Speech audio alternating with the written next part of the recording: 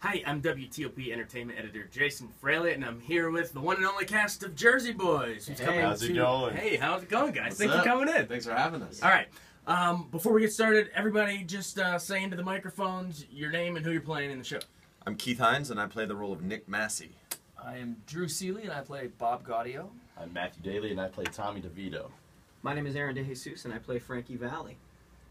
And if you guys haven't seen the show Jersey Boys before, I'm talking to our listeners now, you gotta come. It's awesome. I saw it at National Theater probably like 8 years ago or something, and it was so much fun. Obviously, people have seen the movie, which was a little darker than the show, but I'm so excited to go see it again. So first of all, let's talk about you guys are performing at opening day, right, for the Nats? We All are. right. National Anthem. Excited about it. Yeah. All right. Have you guys practiced the national anthem, or is it something you've done before?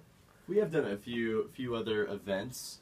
Yeah, we did it at a Warriors Spurs game a little earlier on in the year. That was pretty awesome. So it's practiced. It's ready to go. Yeah. Have you ever been to Nats Park? This will be a new first. this will be a time. first. By This will be the today, first. I got Yeah. really excited. Oh, nice. Well, who's gonna be? Does anyone get to hit the big final note, or is it all just harmonizing? It's We everybody all hit every harmonizing, note. and everybody's going to hit it hard. Is it gonna sound like the classic Frankie Valley sound at Nats Park? It kind of does, Yeah, yeah. there's some It's of been that. arranged so that it brings the essence of the Four Seasons kind of harmonies and style. Instead of "Oh say can you see," it's "Oh Sherry can you see." That's Yeah, right. something Oh, like you've that, heard yeah, it. yeah. Oh, I have heard. I've heard this rendition. Yeah, it's a little different. Okay, cool. And then obviously, you got to come out. I know there's rain in the forecast in the morning, but I think it's going to be cleared up by 2. So come out, see it. It's going to be sunny, and then if the clouds aren't gone by the time you guys take over, they'll be gone the second your voices open. You know, your We'll mouths sing 'em are away. Right. Yeah, you're going to clear them guys. All right, cool. And then, in addition to the Nats, you guys are performing at the Cherry Blossom Festival. Yes, sir. Right? We're kicking it Yeah, off. yeah. Are you the first one that goes down the parade route? Or? Yes. Yeah, we'll be opening the parade. Nice. This is going to be so much fun. Yeah, There's so it's many gonna be opportunities. awesome. Have you guys seen the Cherry Blossom before? No, I haven't. I think on the drive over here, there was a Yeah. couple little Did you see some? triangles. I haven't. I visited DC once before, but I don't think it was during Cherry Blossom season. So Yeah. Has, Wow. has most of it happened? The peak bloom already happened. Yeah, it was like late March, but you can still see it on a couple of them there. But yeah, the actual big national cherry blossom parade isn't until late next. I think in a couple weeks, right? It's 2 Right. Saturdays Uh-huh. from now, I yeah, believe. that's so. right. Yeah, Yeah, that's exactly, everything yeah. halfway. Yeah, you guys are gonna have a We're blast. psyched. Oh, it's it's gonna gonna be be so really much great. fun. What I saw so with the Nats you obviously have to sing the national anthem, but Mhm. for the Cherry Blossom Festival, what songs do we got in store? We're gonna sing a medley of songs from the show. It'll be "Walk Like a Man." The girls are gonna sing "My Boyfriend's Boyfriend's Back," Back. and then we're gonna sing "Oh What a Night" together. Nice. Late So. December back in '63, or That's late correct. April, but here That's in right. 2016. You mentioned the ladies. A lot of people forget. There's the Jersey Gals. Is that Jersey what they're? girls, yeah. Jersey Girls. We have 4 Jersey girls in the company. Three on stage every night, and they're amazing. And they work really, really hard and play a million different roles and have all sorts of different things they do. And they're super talented. So. Awesome. Well, you heard it from them. Star Spangled Banner at the Nats, and then a medley at the Cherry Blossoms. But of course, the main reason we're here is for the run at National Theater. Yes, So, sir, right. this is it's a great place to see it, and this is part of the national tour. How many cities have you guys hit so far? We lost count a long time ago. Oh, yeah. This particular tour has been open for 5 years now, I believe. Yeah, going on 5. Yeah. Yeah. Is that you guys have been together for that long? Or? No, we've done it various amounts. Aaron's been doing it. Yeah, I've been doing the show for over 4 years, but we've been together for 6 months as a group. Yeah, Um, I've been here almost a year and a half. You guys are just been over about- a year and a half. Yeah, just under 2 years. Just under yeah. 2 years. So when did that happen? I don't know. It stuck up. What city did you guys just come from? Sioux City, City, Iowa. Iowa. Woohoo! It's not. Is this heaven or is it Iowa? Right. That's right. We gotta go with the baseball references. Come on, guys, get in the mood. Come on, Star Spangled Banner. Okay, cool. Let's say that we've obviously all seen and know the show, know the songs really well. But let's say that one of our listeners has heard about it but has never seen it. What can they expect? What is the story about in your words, Frankie Valley? The story is it's the story of Frankie Valley and the Four Seasons, how they come together as a group, how they toil through rock and roll and pop stardom, and eventually kind of go their separate ways, and find different things in life. The one thing I will say, though, if you think you don't know the music, you're wrong. Everybody who's lived in this country for the last 50 or 60 years knows these songs. They've been everywhere, from the radio to television commercials to Heath Ledger singing "Can't Take My Eyes Off You" in movies. It's exactly everywhere. You don't realize, and that's what when people first see the show, the first thing out of their mouths is, "I didn't realize they sang all those songs." Yeah. And you know the songs, and you love the songs. They're awesome. What are some of them? We got "Walk Like a Man." We got "Big Girls Don't Cry." We got "Sherry." Yep. "Can't Take My Eyes Off of You." Oh, what a night. "Oh, What a Night." "Ragdoll." Ragdoll. Big Yeah. Man in Town, Who Loves You. Begging. Hits Yeah. keep coming. Do you, each of you have a favorite? Go one at a time, Oh, or you can name a couple. it changed. Yeah, it really does change even night to night, but I'm going to go ahead and say Cry For Me today. Okay. Yeah. You really want me to cry for you, or is that your favorite song? That's my Oh, favorite yeah, song, yeah. but if you Alright. could, it'd be fun to watch. Yeah, I can do it on Impact right there. All right, you said Can't take my eyes off of you. of you. Yeah. you say it in spurts. You gotta sort of, I'm just clarifying as the we go. suspense. Yeah. You're just Pretty great. so good to Killed be true. You sir. I really like Begging. Oh yeah. It's a good one. It's a good one. I like "Working My Way." Yeah. I think that's a really fun song. Yeah. Awesome. Okay. How do you master, because of Frankie Valli pipes and the voice, he hits that high note. How do you master that? Did you listen to his stuff for a while? Of course, I was familiar with the stuff. I just so happened to have a similar tenor voice, not exactly the same as Frankie. Obviously, nobody has a voice. You like are Frankie reincarnated. Uh, Oh, he's still yeah. alive though. So. He is still alive, yeah, and still touring. performing, yeah. In his 82nd year of life. I work hard to maintain my voice, take care of it, all those sorts of things, and so, it's there. Yeah. How about Tommy DeVito? Tell our listeners if they don't know the backstory of his character. How did he meet Frankie and your role in the show? So all these guys grew up together on the streets of New Jersey, so Tommy kind of put everyone together. He's the ringleader of the group, found everybody, held the group together for 10 years. There were 10 years of struggles before Sherry hit their first #1 hit. And so Tommy was kind of responsible for keeping everyone on track. Yeah. How about Bob? Bob was, I guess, the principal songwriter of the group, so he was sort of the brains behind the operation in a way.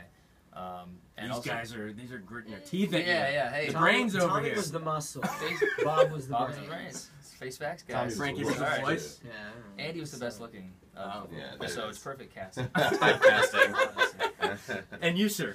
All right, so if we have the voice and the brawn and the brains, what would be your I don't know. Oh, Maybe okay. the mystery. the mystery? Oh, Okay. Yeah, Nick Massey is early on. He was the mastermind behind the harmonies and the music. He never wrote anything down. He heard all the harmonies in his head, and he would just designate them to people. And so he kind of kept all the music sharp. And he loved to have a good time. He lived for the music, but enjoyed all of his time between the concerts a lot. He's a big party animal, and but then once Bob Crew and Bob Gaudio kind of took over, he saw his way out of the group and became a tailor somewhere, and kind of moved on and had an alternate life afterward. Mysterious even now in his alternate life. Yeah. Speaking of all these different roles and backstories, in addition to the four, a lot of people forget, or maybe they see the show and they didn't realize that Joe Pesci played a role. That's right. That's right. Even before, I think Raging Bull was his first movie in '80 with Scorsese, but I'm pretty sure before all of that stuff, he helped. Well, you explain it. His role in discovering the guys. Yeah, he was friends with Gaudio and friends with Tommy, and he and Tommy are actually still friends.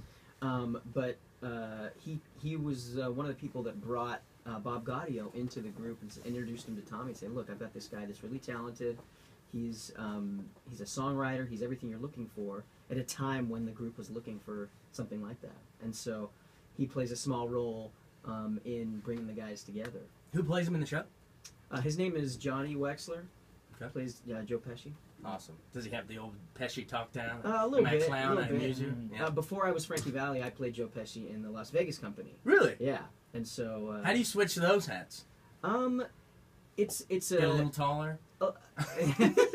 actually no, they're about the same height. Oh, more or okay, less. cool. It's a similar it's a similar attitude and a similar look. So it's not a huge change, but it is different. That's really cool. Someone explain sort of just how, if they're having a bad day, explain how lively this thing is, because it really is just an upbeat, fun musical. I mean, it has its dramatic moments, obviously, like any good thing, but it's infectious. Even when, there are nights where we show up at the theater tired or whatever, but the second that first downbeat hits, you're instantly just energized, ready to go. Are people singing along the whole time? A lot of times, yeah, absolutely. Yeah. Up on their feet. We dancing. encourage everyone to. Yeah, the rowdier the better. That's right. Yeah, exactly. Said mystery man over here. That's Who right. wants the rowdy? So, if I remember correctly from when I saw it at National Theater, like almost a decade ago, at the end, there's like a bit of an encore, right, where everyone stands and sings some songs, right? Is it a medley? I'm trying to remember. No. No? It's a reprise of "Oh What a Night." Okay. Yeah. Got it. So you'll leave on your feet. Oh yeah. Definitely. will. Yeah. Okay, this is awesome. Did you guys see the Eastwood movie? We did. Yeah, Yeah. absolutely. How does this compare to that? I thought that was a little darker tone. It's darker. It's different. You know, film is a completely different medium than theater is, and the show was conceived as a musical theater stage piece. And so when you come and see the show, you get the live concert experience of seeing the guys in concert, and that's something you can't experience on film. However, the film also does things that we can't do, close-up shots, really emotional moments and things like that. We try to achieve, but it's different on stage. Yeah. So, you know, apples you and only oranges. get one take. Right? Exactly. But we get But that we one get 8 take takes a every week. night. Yeah. So- True. Very good point. That's awesome. So yeah, I mean, what else are we missing out? What is the costuming involved in this one? I'm sure we get those good like 50s, 60s. You're looking period at it. piece. Yeah, suits right here. Suits. Suits Yeah. and more suits. Yeah. Lots of suits. And even the girls, nice dresses. They do a really good job of capturing the time. It really takes you back and you feel like you're in the period. But yeah, I think the real highlight is the suits. We have such a good time Keith wearing likes those the suits. costumes. Yeah, I love them a lot. Of course. Why do you think all these jukebox musicals are so popular? I mean, we had Beautiful the Carole King one, we had Motown the Musical, $1 Million Quartet was just here. It seems like, and it's a lot of these cross-generational tunes from like I guess maybe parents or grandparents are now they can take their kids and they Right. relive all these songs. So explain, one of you guys jump in and explain why I you think a the lot of jukebox those that you thing- just mentioned are successful largely due to Jersey Boys. Jersey Boys was kind of the pioneer of that style of jukebox musical, I guess. It's not proved it really a could work. jukebox musical in the definition of it, but it certainly pioneered that idea of taking an artist's music to show their life and use it in their life story. And I think after the success of Jersey Boys, people realized there was really a market out there for shows like that. So you think it sort of proved that could work? It's weird to think now that I think so, there was yeah. a time where maybe that wasn't so sure, but I guess you're right. Yeah, when this show came about, it did. Yeah. Yeah, it did kind of shift gears in the quote-unquote jukebox musical Right. kind of realm. You know, Mamma Mia uses the ABBA songs to try to tell a story, a fictional story. And our show uses the songs as part of the story, and in some cases, a couple of cases, actually tries to tell the story with the song too. But their story, not a fictional story, a real story. Right, yeah. And I guess just sort of piggybacking off of that, this show, unlike maybe some other shows, can even bring in audiences that maybe aren't even that big fans of musicals. Absolutely. It's not people randomly breaking out in songs, even though I like musicals. I love musicals. But, let's say some of our listeners aren't. Explain to them why that, it's not just the people breaking out in songs. You guys are recording songs on stage. It's part of the story. Mhm. Talk about why it's different in that regard, too. Oh, I think it has something in it for everybody. It's basically a musical episode of The Sopranos out there. There's something in it for everybody. I always like to say that this is a great musical for guys who don't necessarily like to see musicals, because it's about real guys. I mean, the guys that come from this group are men guys. They're guys. They are so there's not a lot of there's no ballet dancing or anything like that in the show. It's a musical for guys about guys. With a big Sopranos whack in the end. Exactly. The theater That's just right. goes black, and you Yeah. don't know what happened. You don't know. Did they record one night? We will never know. Wait for Jersey Boys 2.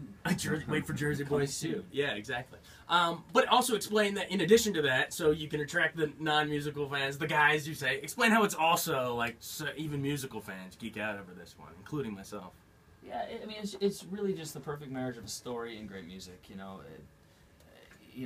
There's a lot of gambling debts, broken marriages. There's a lot of drama that happens that these guys have to weather to actually make it and come back, and it's all real. And so that's the crazy part, is that everything really happens. Some of the parts you think, oh, you couldn't even write that. It's because you can't write that. It really Because happened. it really happened. Yeah. And then the music on top of that is just it's got all the elements. So, Do you guys have a favorite? We asked favorite songs. Do you have a favorite scene? Well, that's a good question. That is a good one. The sit-down Not scene? involving any numbers, but more the acting scenes. Yeah, it might be the sit-down There's a scene. big scene.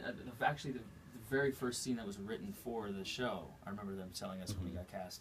Before they fleshed that out, is a scene in the second act where we're trying to figure out a way to get Tommy out of his situation that he's gotten himself into, and it's like 12 pages of just acting with no music.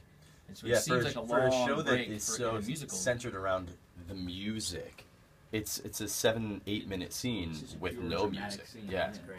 But What's it's solid. The writing is just so good. Don't get lost during intermission. Get back because the Get back best there, scene that's is right. That's what they're right. saying. It's in the second half there, guys. Mm-hmm. Awesome. Well, just generally, and just to wrap it up, because I know you guys have a busy schedule here making the rounds, but what is let's say like 50 years from now when we look back, or even 100 years when we're all dead and gone, what is Jersey Boys' legacy going to be in terms of the grand scope of Broadway? You think of all the major shows, Phantom, and Cats, and everything else, but where's Jersey Boys' place?